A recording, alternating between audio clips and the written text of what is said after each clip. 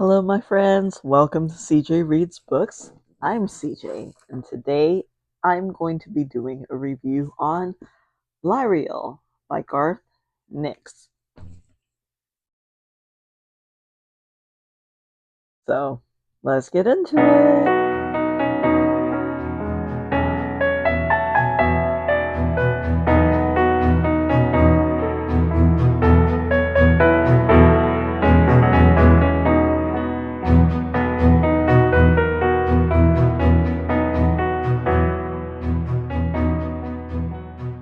So, yeah, I guess you don't need to read the first book in order to start off with this one. This one comes from a completely different setting, and at first, if you've read the first book, you don't have any idea what's going on, like I did. Maybe there was too much time in span in between me reading the first and second book. I had no idea what was going on. Honestly, no freaking idea.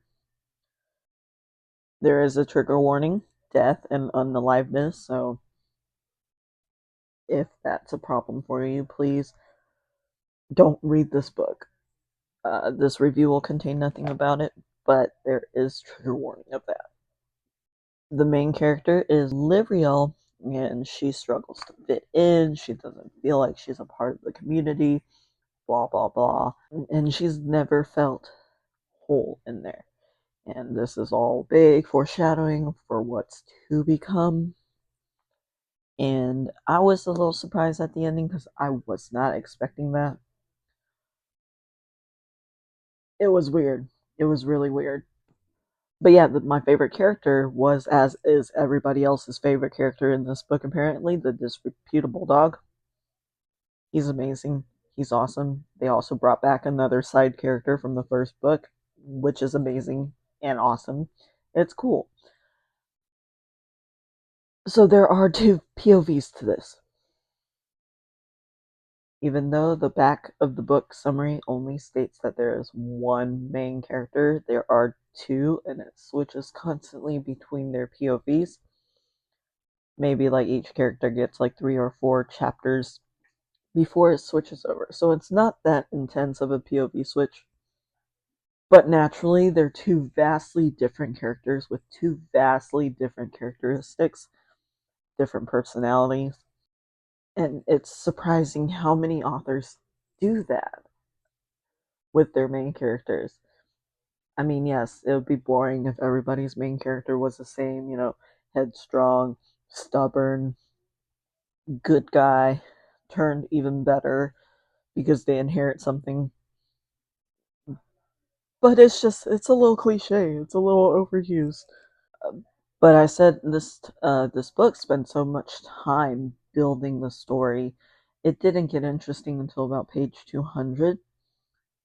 I was going to give up on this book, but it did start picking up. So I've been reading like about 50 pages a day, and it finally started picking up.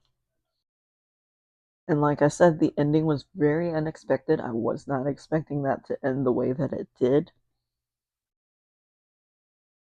but it leaves room for a cliffhanger, and I am excited where this next book will be taking us because it did leave it on a cliffhanger, and a very interesting cliffhanger as well.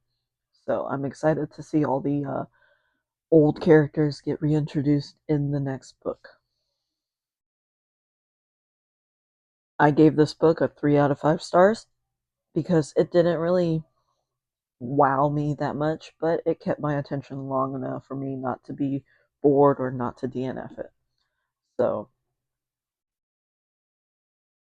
like I said before in the first review, I really like death as a concept in a fantasy series. I felt that way about Scythe, which is a series I need to reread also, but jumping between the dimensions through death is really awesome and a concept that is not overused, I feel like this is a concept that's newer, and a lot of people are afraid to touch it, so it hasn't been used very much, which is awesome because I really enjoy the different ways that uh, authors nowadays decide to explore that. So that was really cool. If you have read this book or have read the series, tell me what you think below. Start a conversation with me. I would love to know your thoughts and get your input on, what you think of the storyline, how you think Garth writes it and stuff. I would like to know. Hit all my buttons, like, share, subscribe, comment. Down below, I have a link to my Etsy store. I sell blind dates with the books. If you are interested in that, feel free to click on it and check it out.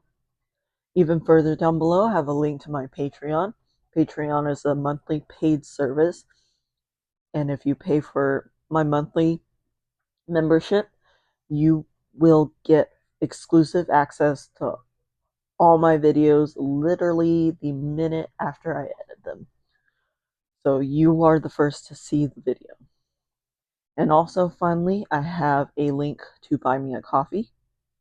But if you can't do any of those three and you are struggling, it's okay because you have made it this far. All engagement helps, so like, share, subscribe, comment, share my book reviews with a friend who you think may like this review or may like this book series.